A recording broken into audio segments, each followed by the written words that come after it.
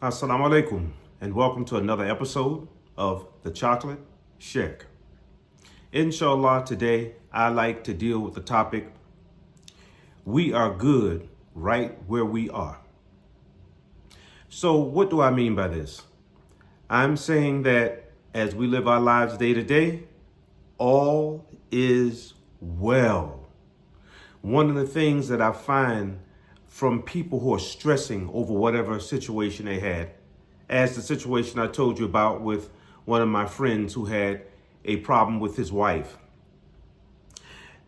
The stress that was on that man made him feel like he actually wanted to self-delete.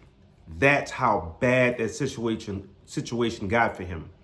Now, as I looked at it, because I went through my own situations and I've heard similar stories all of my entire life, it was not such a big deal to me. And it was surprising, once again, for me and puzzling to see a man up in his 40s, near 50 years old, this rattled by a cheating spouse. I was just blown away by it because I figured by this time in life that men and women or adults would have enough experience with life to know that these things happen, that we have to be very careful about how we pedestalize one another, how we put men and women in these positions of being gods over us and looking up to another human being and expecting that you won't be disappointed. So I'm always shocked by that.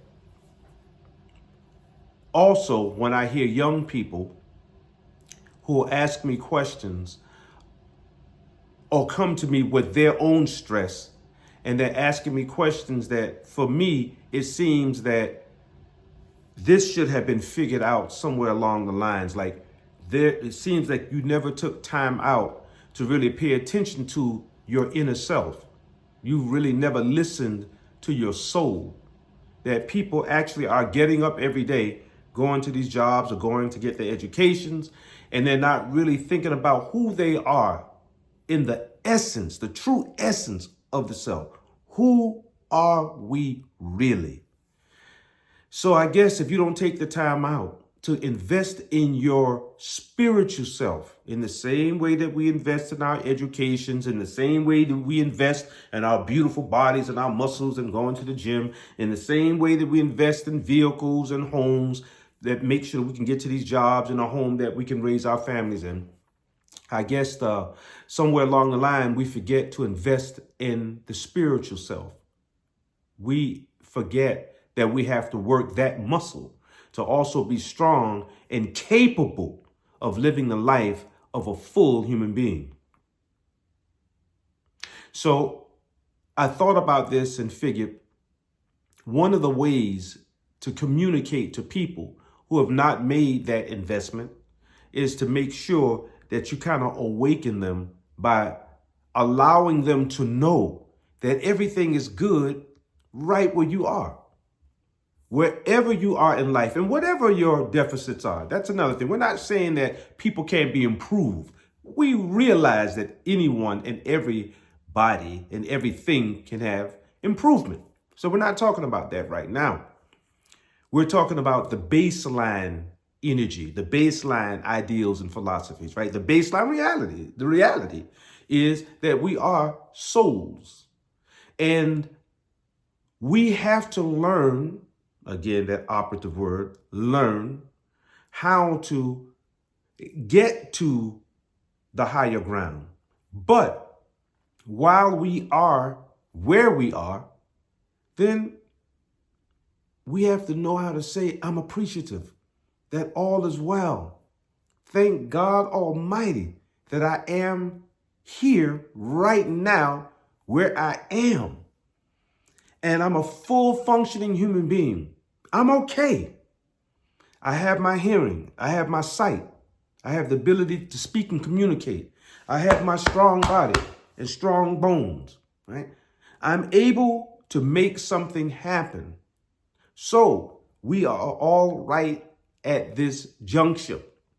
And it's all right to say that to yourself. It's all right to accept that as our reality, that we are okay. right where we are right now in life. Knowing, okay, yeah, I can get to the improvements. Knowing, okay, things can get better in my life. Okay, whatever situation just happened, I lost my job, I have a cheating spouse, whatever the case may be, at this point in my life, I'm okay. And I know that these things can be dealt with and they can be rectified, if we can use that word. They could be corrected or they can be improved on. So there's no need to panic and there's no need to fall into these stressful, depressive situations that make us want to self-delete, self-harm, harm other people, right? Go choke out the person that you think is upsetting you or blow up in a restaurant when the person that's serving you doesn't get your order right, or get in some road rage situation because somebody cut you off in traffic. And now this is the perfect time that you can say, oh, I can release right now. I'm going to give it to this person, right? That instead we accept the fact that, hey, I'm okay. What just happened is a part of my experience. It's a part of my life's journey. This thing happened to me for whatever reasons the Almighty gave it to me. It fell in my lap. Now it's up to me to deal with it in a very constructive and wise way, a way that's going to build me up and it's going to be good for not only myself, but everybody around me. So it's okay to be where we are in life. That's my point. It's okay to accept the fact that you're not perfect. Furthermore, I'm going to go on a limb with this. I spoke to a group of about 6 or 7 men once at a breakfast. And I said this, these men were all friends. It's okay to even not worry about sin. Again, all the men at the table were Muslims. We were all religious men. And I remember the pause in the circle when I said it. But I meant exactly what I said, because Allah Almighty is ultra merciful, oft forgiving, super compassionate. Like, these are characteristics of God Almighty that are they're so innately generous in God. They're so, that the essence of God is so essentially generous that we don't have to worry about sinning, right? It's not something to preoccupy your mind with. We need to worry about living and staying in the moment. And as we make our mistakes, we sin. Then we have an all-forgiving, all-merciful God that will take care of us. Those sins will be wiped away, right? When we learn to do better, we'll do better, or we should do better. And this is when the grace and mercy of God will come and forgive those sins. So you don't want to get hung up on what just went wrong, or you don't want to get hung up on sinning or trying not to sin so much. What we want to concentrate on is growing, learning how to live in the moment, learning how to love, and understanding that we have a God that is so forgiving and so merciful that we're going to be okay. It doesn't mean that you reach out to do a sin. It doesn't mean that you say, okay, well, I have a forgiving God, so I'm just going to do whatever the hell I want. That's not what the Sheikh is saying. I'm saying that we can't confine ourselves in and be in such trepidation when something goes wrong, or we do something wrong, or we commit a sin, or we think we might want to commit a sin, or all these things that are binding us. It's just like ropes or chains that are just binding us down to prevent us from living a full life. And they also drag us into a type of depression. They drag us in a type of a stress that we don't need on ourselves. In other words, I'm saying, be kind and gentle to yourself and be understanding for yourself.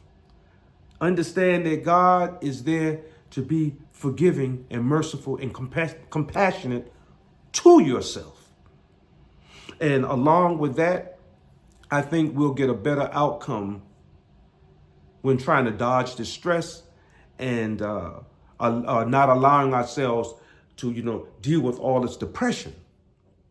And if we can do that, just that little bit, I think we could help ourselves a whole lot.